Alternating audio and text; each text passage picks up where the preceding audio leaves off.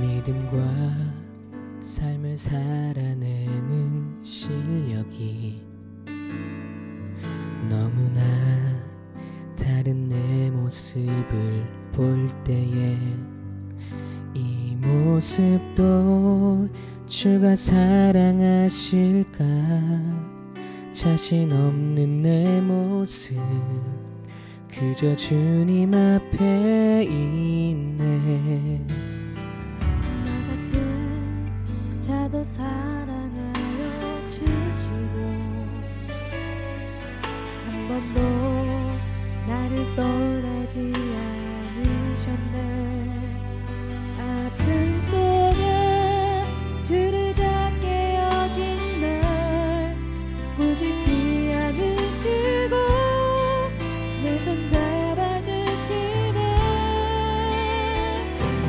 오직 주님 안에 두려움 없네. 고난을 통해 날 만드심을 믿네. 주님만이 내 모든 것 되시네. 주의 강한 손 날 붙드시네. 오직 주님 안에 소망 있네. 내 삶을 통해 영광 받으신 주님만이 내 모든 것 되시네. 주의 선하심 나 노래하네.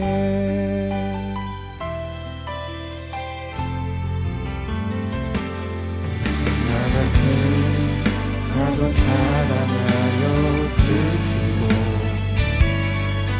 한 번도 나를 떠나지 않으셨네. 아픔 속에 주를 작게 여긴 날 꾸짖지 않으시고 내 손 잡아주시네. 오직 주님 안에 두려움 없네. 고난을 통해 날 만드시니 믿네.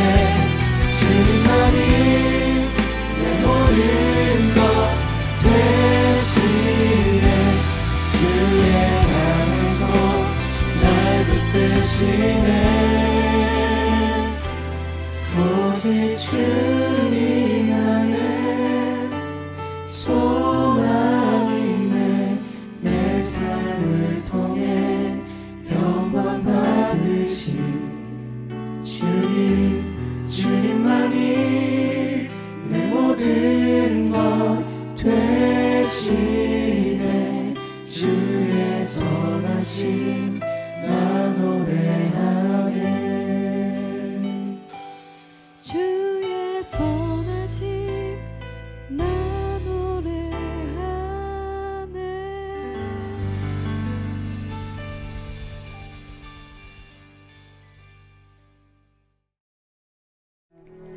그런즉 씨 뿌리는 비유를 들으라.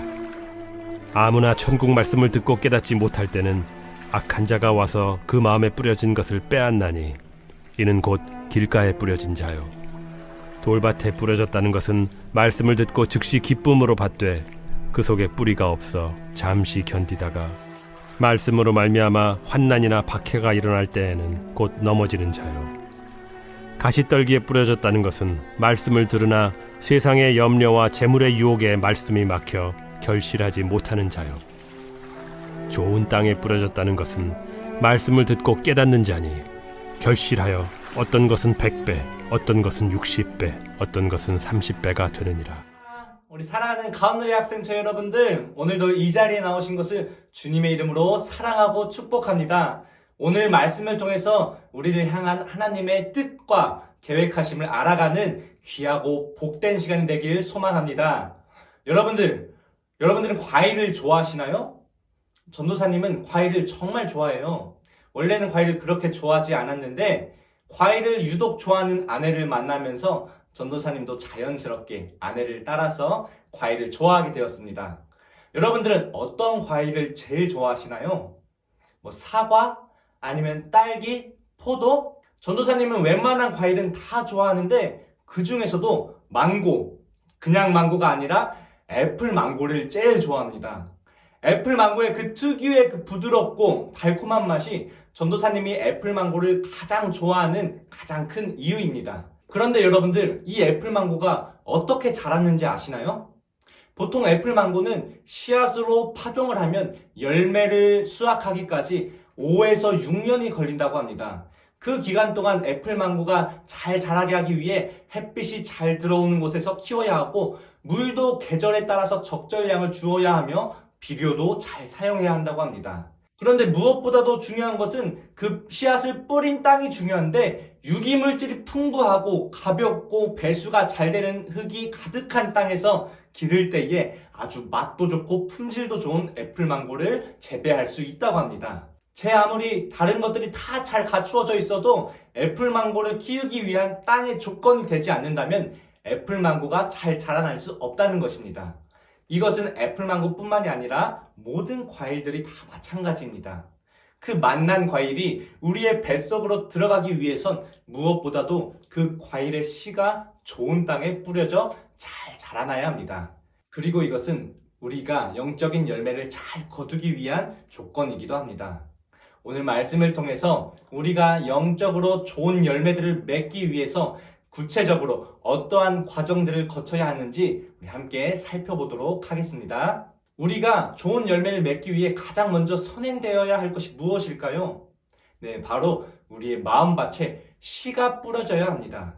농부가 밭에서 콩을 수확하기를 원한다면 먼저 콩을 심어야 할 것이고, 팥을 원한다면 팥을 심어야 할 것입니다.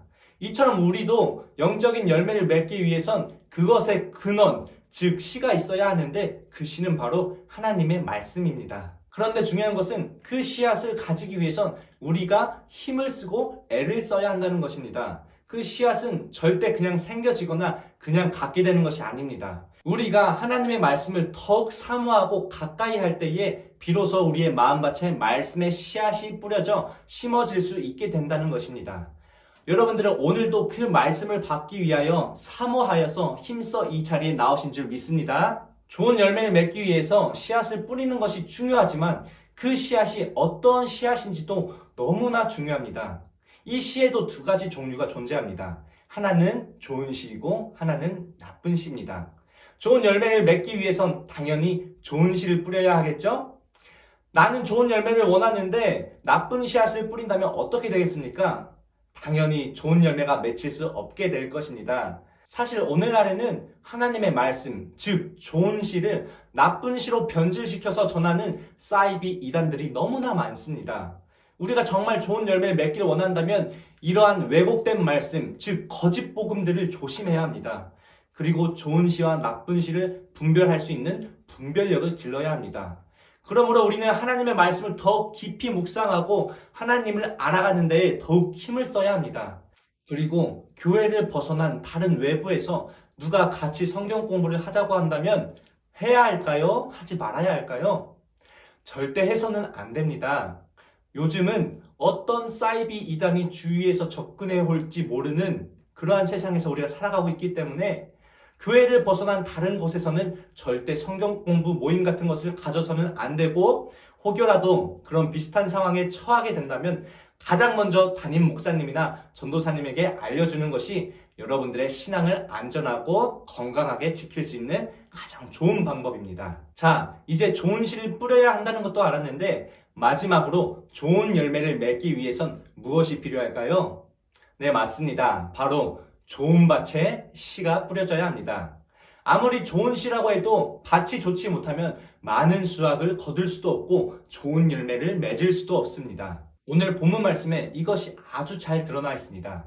오늘 본문 말씀 19절을 먼저 같이 읽겠습니다. 시작! 아무나 천국 말씀을 듣고 깨닫지 못할 때에는 악한 자가 와서 그 마음에 뿌려진 것을 빼앗나니 이는 곧 길가에 뿌려진 자요. 길가밭은 어떠한 밭입니까? 원래는 부드러운 땅이었지만 많은 사람들이 밟고 지나다녀서 딱딱하게 굳어진 땅이 되어버린 밭입니다. 원래는 어질고 부드러운 마음이었지만 세상의 그릇된 사상과 풍속에 굳어져 하나님의 말씀이 들어갈 수 없는 굳은 마음이 된 것입니다. 이러한 마음밭을 가진 사람은 말씀을 받기는 받으나 그 말씀이 마음밭에 심겨지지 못하고 튕겨져 나가버리는 사람입니다. 계속해서 20절에서 21절 말씀을 보겠습니다. 함께 읽겠습니다. 시작. 돌밭에 뿌려졌다는 것은 말씀을 듣고 즉시 기쁨으로 받되 그 속에 뿌리가 없어 잠시 견디다가 말씀으로 말미암아 환난이나 박해가 일어날 때에 곧 넘어지는 자요. 돌짝밭은 어떠한 밭입니까? 속에는 바위가 있고 겉에만 엷은 흙이 덮인 그러한 밭입니다. 이러한 밭에는 씨가 트긴 트지만 깊게 뿌리를 내리지 못해 얼마 있다가 말라버립니다. 이러한 마음밭을 가진 사람은 감정에 휩쓸려서 얼른 하나님의 말씀을 받아들이지만 속에 깊은 깨달음이 없으니 조금이라도 환난이나 핍박이 오게 되면 믿음을 저버리는 사람입니다. 그 다음으로 22절 말씀을 함께 읽겠습니다. 시작. 가시떨기에 뿌려졌다는 것은 말씀을 들으나 세상의 염려와 재물의 유혹의 말씀이 막혀 결실하지 못하는 자요. 가시떨기 밭은 어떠한 밭입니까? 흙은 부드러운 좋은 흙이지만 가시뿌리가 많이 섞인 밭입니다. 그곳에 하나님의 말씀의 씨가 떨어지면 물론 그 씨가 자라납니다. 그러나 가시도 역시 자라납니다. 그런데 이 가시가 더 빨리 자라는 것이 문제입니다. 결국은 씨가 가시덤불에 쌓여서 열매 맺지 못하는 땅을 의미합니다. 이러한 마음밭을 가진 사람은 하나님의 말씀을 믿기는 믿으나 그 믿음보다 세상의 염려와 재물에 대한 유혹 등이 더 커서 그것들에 막혀 제대로 된 결실을 맺지 못하는 사람입니다. 우리 마지막으로 23절 말씀을 함께 읽겠습니다. 시작. 좋은 땅에 뿌려졌다는 것은 말씀을 듣고 깨닫는 자니 결실하여 어떤 것은 100배, 어떤 것은 60배, 어떤 것은 30배가 되느니라 하시더라. 좋은 밭은 어떠한 밭입니까? 아주 비옥하고 기름진 땅입니다. 이 땅에서는 어떠한 것을 심든지 잘 자랄 수 있을 만큼 아주 환경이 잘 갖추어진 땅입니다. 이러한 마음밭을 가진 사람의 마음은 아주 부드럽고 열려있으며 하나님의 말씀을 아주 깊이 깨달아 그것이 아는 것에서 그치지 않고 삶으로 이어지는 사람입니다. 그 결과 그들은 30배, 60배, 100배의 결실을 맺게 되는 놀라운 축복을 누리게 됩니다. 지금까지 우리는 4가지 유형의 마음밭들을 함께 살펴보았습니다. 여러분들은 이 4가지 유형의 밭 중에서 어떠한 밭을 소유하고 계신가요? 전도사님이 바라기는 우리 모두가 좋은 밭을 소유한 믿음의 사람이었으면 합니다. 그러기 위해선 우리는 하나님의 말씀을 더욱더 가까이 하여야 합니다. 그리고 그 하나님의 말씀을 들을 수 있는 예배의 자리를 더욱더 사모하여야 합니다. 오늘 여러분들이 이 예배에 나왔다는 것은 복음의 씨앗이 여러분들의 마음밭에 떨어질 수 있는 정말 중요하고 축복된 자리에 나왔다는 것을 의미합니다. 이제 우리는 이러한 축복의 자리인 예배의 자리를 절대로 소홀히 여기지 말고 내 생명이 살아나고 내 생명이 잘 자랄 수 있는 아주 귀하고 축복된 자리로 여겨야 합니다. 그리고 그 예배를 통해 받은 말씀을 겸손과 순종의 자세로 받아 그 말씀을 깊이 묵상하여 우리의 삶으로까지 이어질 수 있도록 노력해야 합니다. 그렇게 할 때에 우리의 마음밭은 옥토와 같은 좋은 밭이 되어서 우리의 삶에 하나님께서 허락하실 영적인 열매들이 30배, 60배, 100배로 결실하는 놀라운 축복을 누리게 될 것입니다. 전도사님은 저와 우리 가운데의 학생처 모두가 이러한 축복을 누리며 살아가는 믿음의 자녀들이 다 되기를 주님의 이름으로 간절히 소망합니다. 기도하겠습니다. 사랑이 많으신 주님 감사합니다. 오늘도 우리가 하나님의 귀한 말씀을 깨닫게 하시니 너무나 감사합니다. 하나님, 우리가 하나님의 말씀을 더욱더 사모하고 하나님의 말씀을 더욱더 가까이 하기를 소망합니다. 하나님, 그래서 그 말씀을 그냥 듣고 끝나는 것이 아니라 그 말씀이 우리의 삶으로까지 이어질 수 있는 그런 겸손과 순종의 자세가 우리에게 있게 하여 주시옵소서. 그래서 우리의 마음밭이 옥토와 같은 좋은 밭이 되어서 우리의 삶에 하나님께서 부어주실 놀라운 열매가 30배, 60배, 100배의 결실로 맺어질 수 있도록 주님께서 축복하여 주시옵소서. 감사드리며 거룩하신 예수 그리스도의 이름으로 기도드립니다. 아멘.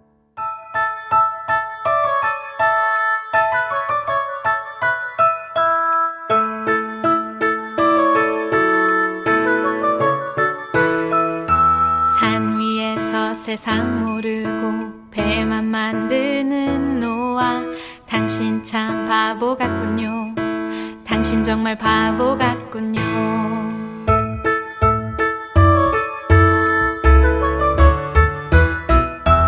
왜 맑은 날 배를 만드나요? 왜 하필 높은 산 위에? 당신 참 바보 같군요.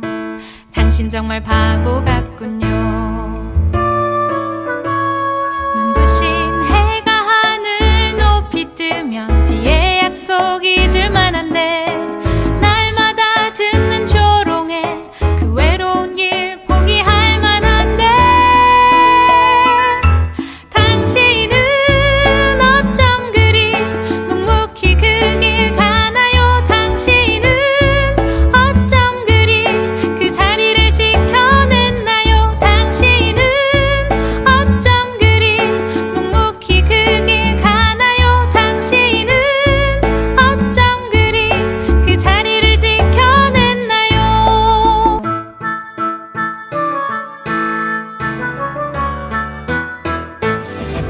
나는 주님을 찬양하리라. 새 노래로 주 찬양.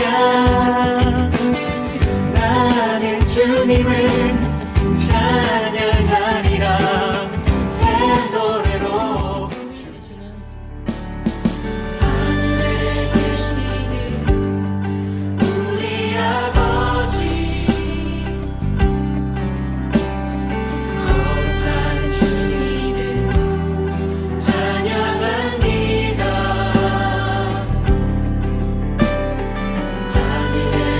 하늘에서처럼 이 땅에서도 주의 나라 주뜻 이루어지기를. 시험에